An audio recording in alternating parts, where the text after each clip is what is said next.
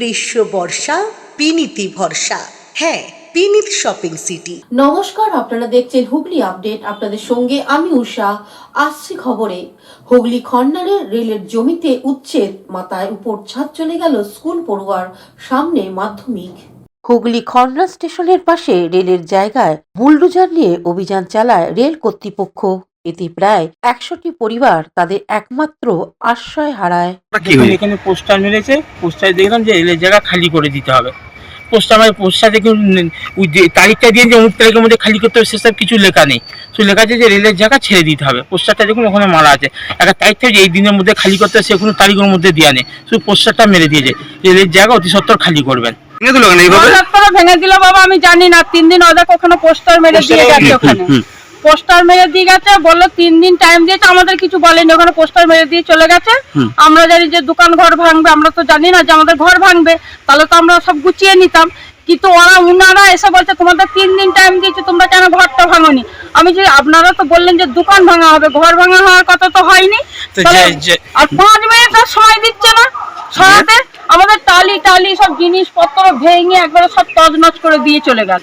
Rail notice দিয়েছিল আগেই, কয়েকদিন সময় দিয়েছিল, সেই সময় তো ভাঙতে পারেনি কেউ, আমরাও ভাঙতে পারিনি, তো ভেঙে দিয়ে চলে গেল। এসে সময় চাননি একটুখানি ওদের কাছে? বলেছিলাম, বললো আর আমাদের টাইম নেই। কতগুলো বাড়ি ভেঙেছে মোটামুটি? ওইদিকে অনেক ভেঙেছে তো। হুগলি থেকে চন্দ্রনাথ দত্তের রিপোর্ট।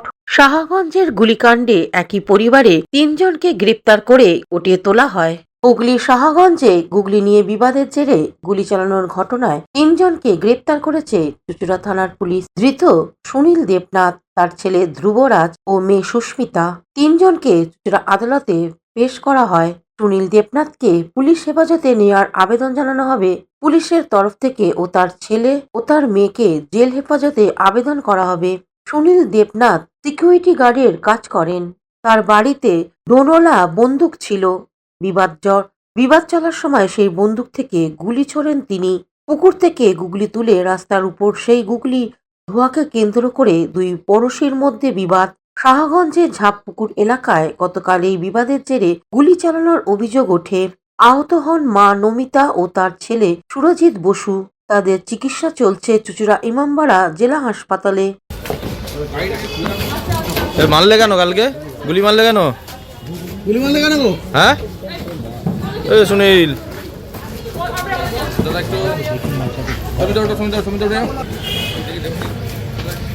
গুলি মারলো কেন বাবা কালকে? কালকে গুলি মেরেছে? হ্যাঁ, গুলি মারলো কেন? না বাবা, গুলি মারলো কেন?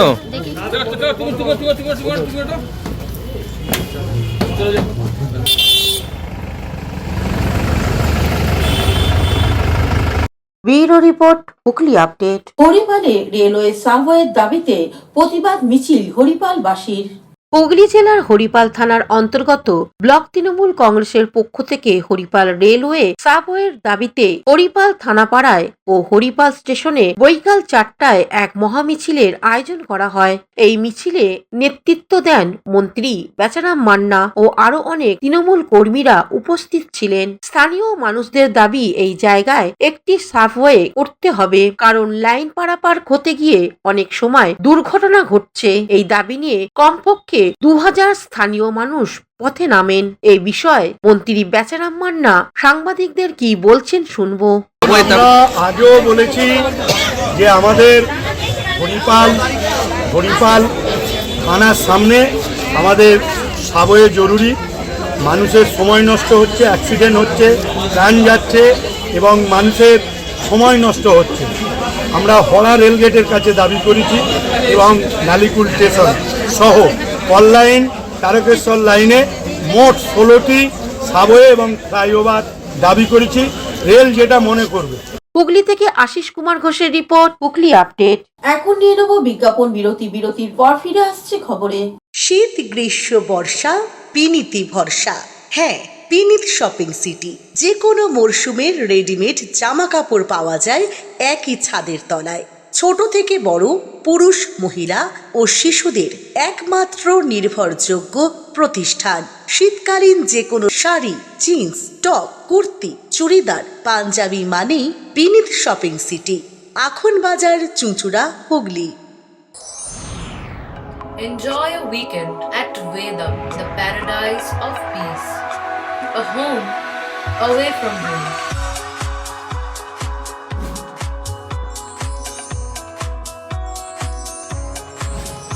See yourself resonating with the nature. Vedam welcomes you to create your best memories.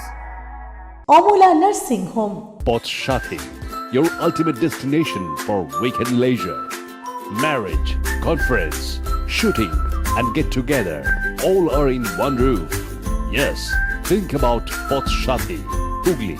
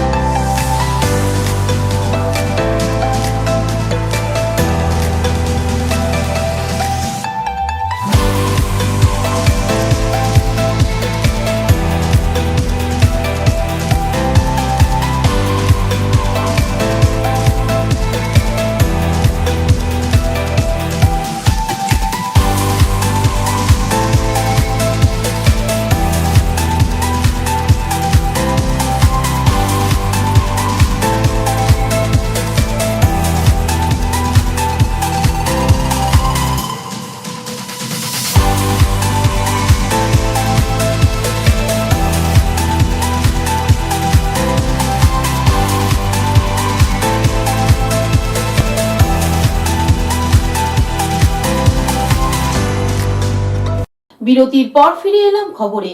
গুপ্তিপাড়ায় উচ্চ বালিকা বিদ্যালয় সাইবার অপরাধ নিয়ে আলোচনা সভা। হুগলির বলাগড় থানার অন্তর্গত ঐতিহ্যবাহী গুপ্তিপাড়া উচ্চ বালিকা বিদ্যালয় ৭৫তম বর্ষপূর্তি দ্বিতীয় দিন বিদ্যালয়ে আয়োজিত হলো এক উল্লেখযোগ্য সাইবার অপরাধ সচেতনতামূলক কর্মসূচি। অনুষ্ঠানের সূচনা হয় বলাগড় থানার ওসি সোমদেব পাত্রের বক্তব্যের মাধ্যমে। তিনি ছাত্রীদের বাল্যবিবাহ, সাইবার অপরাধ এবং এর প্রতিরোধের করণীয় সম্পর্কে সচেতন করেন। তার বক্তব্যে উঠে আসে কিভাবে প্রযুক্তির অপব্যবহার ছাত্রীদের জীবনে নেতিবাচক প্রভাব ফেলতে পারে এবং সচেতন থেকে এগুলো প্রতিরোধ করা যায়। এরপর বলাগড় থানার সাইবার হেল্প ডেস্কের প্রতিনিধি তসলিমা নাজনীন অত্যন্ত সহজ ভাষায় ছাত্রীদের সাইবার অপরাধের ধরন এবং কিভাবে এর থেকে নিজেদের রক্ষা করা যায় তা তুলে ধরেন। তিনি উদাহরণ সহ বুঝিয়ে বলেন। ডিএসপি ক্রাইম অভিজিৎ সিনহা মহাপাত্রের অংশগ্রহণ। এবং আমাদের এই অনুষ্ঠানের সর্বশেষ বক্তা সাইবার এক্সপার্ট সৌফিক দত্ত। তোমাকে যেন সবাই সম্মান করে যে ম্যাডাম বেরোচ্ছে, একটু বড় হওয়ার পর যে অ্যাটলিস্ট দেখায়, যেন বোঝায় যে এই মেয়েটি কিন্তু সম্মানের সাথে আসে, তাকে যেন তোমাকে সম্মান করে। তো তোমার কি প্রয়োজন? সম্মান দরকার, চাই তোমার ইন্ডিপেন্ডেন্স দরকার এবং তোমার ফাইন্যান্সিয়াল স্টেবিলিটি দরকার, তাই তো? এই তিনটে জিনিস তোমাকে একসাথে একটাই জিনিস দিতে পারবে, সেটা হচ্ছে চাকরি, জব।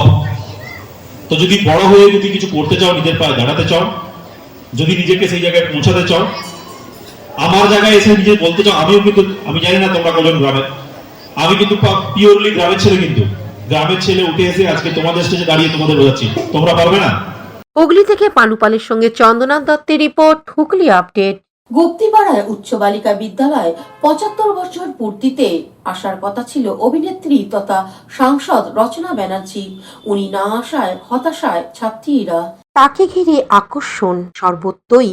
তিনি যে দিদি নাম্বার 1, তাকে সামনে থেকে দেখবে এমন আশায় বুক বেঁধেছিল স্কুলের ছাত্রী থেকে এলাকার সাধারণ মানুষ। হুগলির বলাগড় থানার অন্তর্গত গুপ্তিপাড়া উচ্চ বালিকা বিদ্যালয়ে ৭৫তম বর্ষে ৩ দিনব্যাপী অনুষ্ঠানের শুভ সূচনা হয়। আর সেখানেই প্রধান অতিথি হিসেবে উপস্থিত থাকার কথা ছিল হুগলির তৃণমূল সাংসদ তথা অভিনেত্রী রচনা ব্যানার্জির। তবে তিনি অনুষ্ঠানে সশরীরে উপস্থিত থাকতে পারেননি ব্যক্তিগত বিশেষ কাজের জন্য। তার বদলে সাংসদ ভিডিও বার্তায় শুভেচ্ছা জানিয়েছেন স্কুলকে।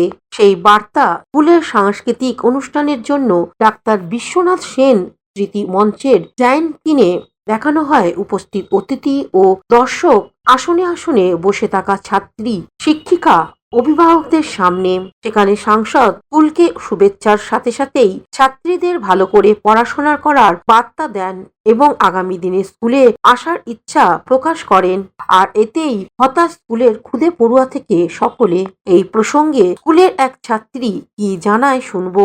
অন্যদিকে স্কুল পরিচালনা কমিটির সভাপতি সঞ্চয়ন মণ্ডল এ বিষয়ে কি জানাচ্ছেন শুনবো।